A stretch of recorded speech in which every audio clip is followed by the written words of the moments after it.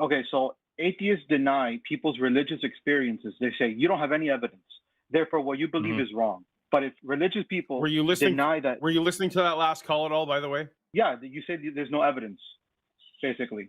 So no, it's I've never incredulity. said that in my life. So That's not at all what he said. all I said Okay. was, when someone gives me testimony, I have to evaluate: is it true? Are they lying, or are they mistaken? But let's carry on with you. I didn't mean to interrupt your thought, Sure. but you're already Yeah. straw manned a Give little us- bit. Give us the rest of your script. Yeah, it just feels like a double. It seems to me that there's a double standard because you don't demand evidence from people saying, "I'm not the gender of my biological sex," and you say, "Yeah, you should believe that person, or else you're transphobic." But you deny religious people's inner experience, and so aren't you guys religious phobic or Catholic phobic or whatever? You're denying our existence as religious people. Two questions, actually 3 questions. Number 1, you do understand that sex and gender are different things, right? There's no gender of a sex, right? Yes, I understand the explanation that they're two different things. I just wanted to make sure we're on the same page. I figured maybe you just misspoke there, but I didn't want to try to hammer you down on that. That's fine. Second thing is, can you choose whether or not you're religious? Can you change your religion at any time you want? Your religion, yes, but religious beliefs. So because you can't choose your gender, you either are trans or you're not trans. You're born that way. You understand how those aren't a super good analogy there? You cannot choose not to believe in God. You barely have a choice in that. Well, You that's the can't thing. just If choose, you I don't believe in God anymore. if you go out of your way to look for evidence and be convinced by different arguments, that's a choice you can make. You don't get to do that with being trans, right? You see how those are very, very different situations? Yes, they are different situations. Right. But Okay. what And is- then finally, the third thing that I have to ask you is, you understand that being trans is an actual real thing that's recognized by every major medical association, right? Every major medical association, the American Medical Association, the American Psychiatric Association, they understand what it is to be trans. That is an actual thing that happens in someone's brain. And that's a thing that we can actually study and diagnose. And there's actually a way that we make sure those people are taken care of. We can improve their mental and physical health outcomes just by taking care of them, right? Do you understand how that's very different than being religious, which is not a actual testable, quantifiable, scientific thing? That's just you believing in a religion. Okay. Actually, yes. Yes, it is studied by neuroscience. Religion Dr. is, Andrew or Newkirk, trans people are? religious experiences, and We'll why get the brain there. believes in God is We'll studied get there. by science. Hold on a And it is second. religious- Wait a second. I'm going to cut you. I'm just making sure we understand here that psychology and medicine are actual sciences, and trans people are taken care of and studied and understood by those sciences. And that's very different. I agree with than that. when people call into this show and say, I saw Jesus in a piece of toast, and therefore I know he's real. That's a very different situation, right? The second part of what you're saying, that framing right there that's the issue, because it's not just the specific claims, it's the religious experience itself, which is studied and quantified by neuroscience. I agree sure. that transgenderism is a true expression of the human experience, and that they should be taken care of, and it is studied and it is proven by science. But what I'm saying is, we cannot have a double standard. Religion is also studied by science, and those are actual legitimate experiences. Maybe I haven't been clear. Let me try again. Let me try again to be a little bit more clear. Being trans is a real thing, and so we see real evidence of it. We see real, actual, testable evidence of it. Being religious is a real thing, and we have tested people's religious experiences. Testing how they perceive their religion isn't the same thing as proving that a God is real. Anytime we test for a God, we don't come up with anything. Anytime we test for ghosts, we don't come up with anything. Anytime we test for anything supernatural, souls, you name it, we don't come up with anything. There's no evidence for those things besides somebody's subjective experience. So when we're talking about psychology, where the name of the game is somebody's subjective experience. Whether we're talking about a disorder, something like, depression, anxiety, schizophrenia, whatever, or if we're just talking about being trans, whatever we're talking about in psychology, like, we are relying on their subjective experience to help us understand what's going on in their brain. That's the best tool that we have to do that, right? Sure. That's one thing. When we're talking about religion, on the other hand, yeah, for sure, I agree with you. We've tested religious people, and we know what's happening a little bit with their brains when they have a religious experience. So the experience is a testable phenomenon. God is not. Angels are not. Demons are not. Ghosts are not. So comparing the two and saying, you should believe me when I say I believe in God because I had this experience, and is the same thing as saying you should believe me that I'm trans because I have this gender dysphoria or whatever it may be, those are completely non-comparable things. Do you get how those are completely different? How one is rooted in someone's subjective experience, yes, but it actually has facts to back up the phenomenon that's happening, and the other one is rooted in someone's subjective experience and has absolutely no backing to it whatsoever. You get the difference there? Yes. I'm not saying that the claims have evidence, the specific religious claims that God exists, that there's evidence for that. But right. You're denying Andrew, can I try this from a different way? Do you live in a world, Andrew, do you live in a world where atheists come up to you and say, you didn't experience a religious experience? Do people come up to you and say, you didn't actually even have that experience? Is that something that happens to you regularly, Andrew? Yes. Or I'm called delusional on this show. You're saying religious people are irrational for doing what they do. They shouldn't even be religious. Not what he asked. That's not what I asked. So that would be talking about your attribution of your experience, which is the open question, I think, on both issues, frankly. Do the previous hosts that you've talked to said, no, you, Andrew, didn't even experience the thing that you're telling me you experienced? Is that something that, no, and I'm sorry if that does, but okay. No, not those specific words. Oh, okay, so awesome. So both on the religious realm and in the realm of trans people, I think that what we're all doing is saying, yes, those are your experiences, and we're trusting you based on your testimony. Kind of related to that last call. That's a level of a claim that you can make that I'm going to say, you know what, even though I don't understand it personally, you are describing that you experience of being trans. So I don't understand it. I don't have firsthand experience, but I'm trusting your testimony about that. And I'm also, just like Andrew, you tell me about some religious experience. I'm going to say, yeah, Andrew, you experienced that thing. You seem to be calling in to say, well, we should be trusting everyone, or why are we trusting the trans people's testimony versus the religious people's testimony? And I think what Forrest and I at least are doing is saying, we're accepting at face value all of the things that you're telling us you're experiencing. Now, can we talk about what is that attributed to? What can we attribute that to? How do we explain the experience you had? And you seem to be, Andrew, coming at us and saying you are accepting the trans people's testimony, but not the religious people's testimony. And I'm just saying, on the people you're talking to today, we are accepting your experiential testimony both equally in the same way without hypocrisy. And where we did just differ is what we're going to do with that and how we explain it. Did I address in any way your original thing that you called in for, Andrew? Yeah, you addressed it.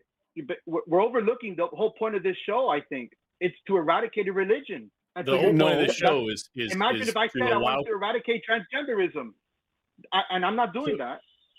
Here's the difference. There are difference. Christians who do that, and I'm sorry for them, but I'm not doing that.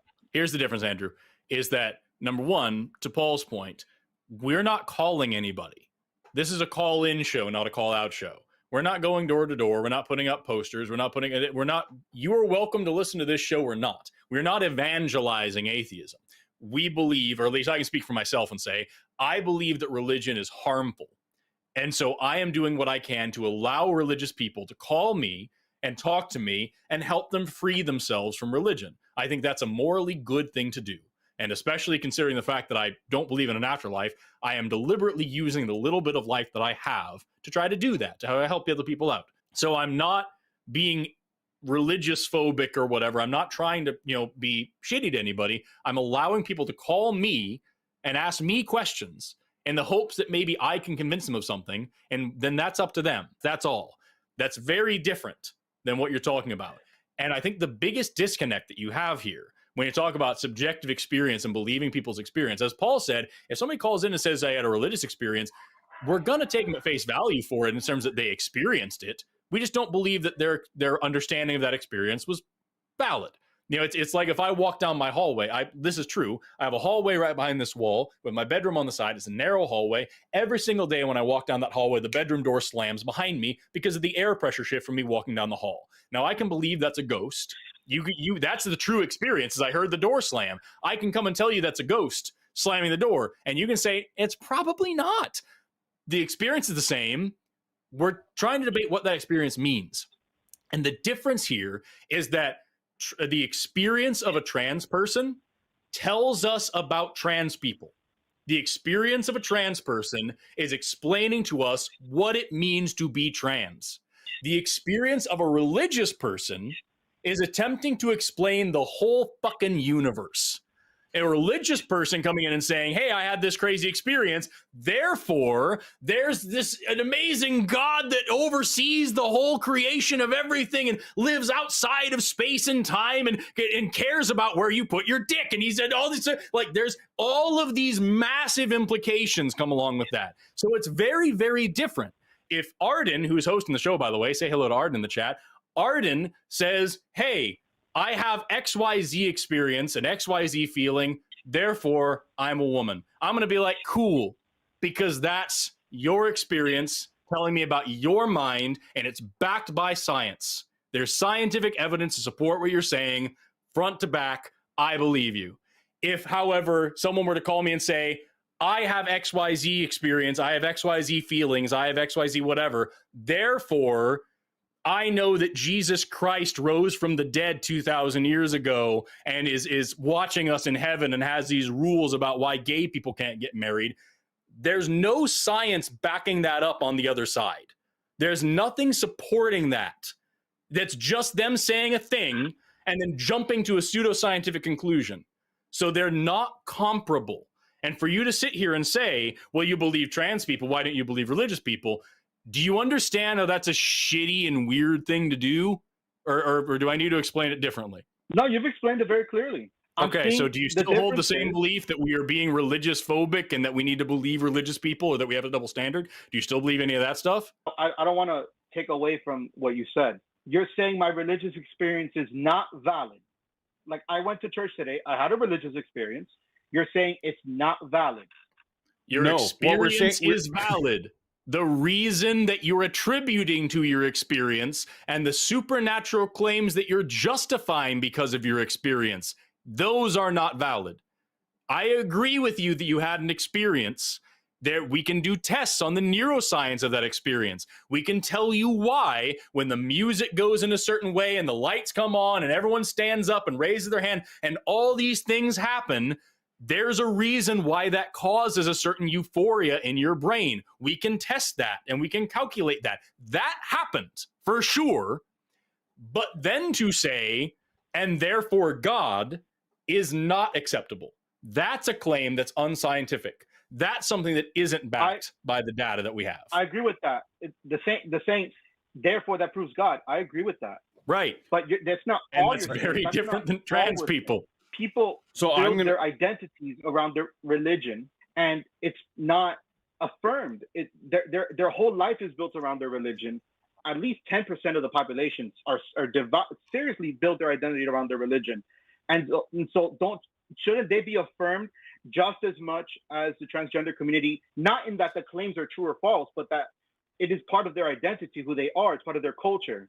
It's part of their life. No, for all the reasons that I just explained. No. But what you mean? Because I was literally a Mennonite, and I don't know if you know what that is. If you saw The Witness, but I was literally. No one didn't affirm that I was a Mennonite kid.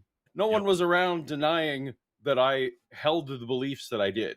And that there were probably, looking back in my life, there were probably lots of people who were snickering at me and saying, "Well, how can that person believe what they do and live the way they do?" But no one attempted around walking up to me saying, "You're not a Mennonite kid." Like, that just wasn't a thing that happened. So I don't know how you're drawing these connections. Okay. So I'm going to give you permission. If you call in this show and you have said, "I had a religious experience at church this morning," and if one of the hosts says to you, you didn't actually have that experience, Yeah, that's then you can say, for sure. then you can say Forrest and Paul says that you are being wrong. Like, I give you Exactly. permission to Yes. use our names. By all means.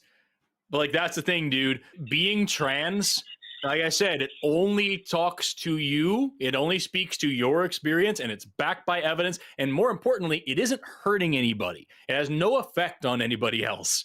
Being religious does affect other people. I believe it does hurt people, and it doesn't just speak to you. It's something that has to do with the whole damn universe. And that's something that we take seriously. That's a scientific claim now that we need to actually analyze. So, yes, I affirm that you had an experience. Yes, I affirm that you are religious. And furthermore, I think your religion is toxic and harmful and problematic. And I really, really hope that you get rid of it someday for the good of yourself and all of humanity. Those are all acceptable things to say that I would never say about trans people, because they simply don't apply. It's not even comparing apples to oranges. It's comparing apples to fucking cars. It's completely different things. Okay, if you don't see the similarities, and I do agree with you that religion has many toxic and harmful elements. I do agree with that.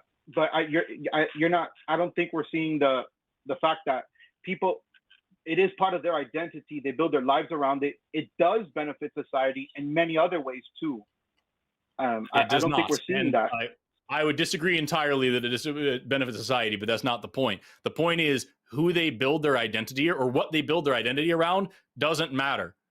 Trans people don't build their identity around being trans. They just are. I don't build my identity about being around being a man. I don't build my identity around having blue eyes. I don't build my identity around being white. I don't build my identity around being 6'2". Those are just facts about who I am. And if someone came up to me and told me that those things weren't true, they would be mistaken. It's the same thing with being trans. With religion, I can come up to you and say, hey, your God probably isn't real, and your belief in it is an issue for me. That's fine. That's different than me saying, hey, you aren't the gender that you think you are, or whatever. Like, that's a very different kind of claim. And I think we're way off what you originally called about. You seem to have called with a complaint that people weren't accepting your experiences. And I think, or that there's been some kind of inequity in how people's experiences are being accepted, or at least treated as being true and valid. And I think at least we've addressed that point for you. I think we're definitely going to walk away not agreeing on how you attribute either a trans person's experience or how you attribute a religious person's experience. And that's fine, but that doesn't seem to be the point of your call. So I think we got that one covered. Yep. You agree, Andrew? Yeah. Cool. Do you have anything else to wrap us up with? Because we're going to... Sorry, go ahead, Paul. Did you have anything else to add? I was going to ask the same question you just asked. Yeah. Do you have anything else to wrap us up with? Do you think we've missed anything significant? Yeah. The one little phrase, people just are trans. But when it comes to religion, people are not just religious. I just want to just make one point about that. According to Dr. Andrew Newberg, who studies the neuroscience of religion, people are just religious. It's built into their brain. So they are just religious by their physiology. What is your religion, Andrew? What is your religion? Roman Catholic. Were you born Roman Catholic, or did you learn about Roman Catholicism as a child? I was born religious, and I chose Roman Catholicism through my cultural experience. But I was born. I guarantee that whatever paper you're suggesting, I've never read whatever paper you're saying, but if I had to bet money, I would bet that he's talking about like a propensity for religiosity, not that you actually had a religion. You were not Roman Catholic when you were born. You may have had a greater propensity for religion. You may have been more likely to become religious because of whatever biological factors, the same way that some people are born more likely to become obese, more likely to become addicted, or with a higher risk of whatever. You may have been at a high risk of becoming religious at some point, but you were not born a Catholic. You learned about Catholicism, and because of whatever environmental or genetic or whatever factors, you were more likely to accept it. That would be one thing. But trans people are not born more likely to start thinking they're trans someday. They are born trans. Okay. I was religious. I was religious, and I'm not now. So which one was I born with? Right. Exactly. Anyway, Andrew, thank you so much for calling in. We're going to move on. All right. Bye-bye, gentlemen. Take care. Thank you. So as I said at the beginning of the call, if you just have a thought, think about it first. Take some time. Are these two things actually the same thing? Is it really harmful and rude and shitty for me to try to conflate these two things? Is there maybe a different reason to believe the thing that I'm believing at this moment? Maybe. Take some time. Take literally 5 seconds and then call in.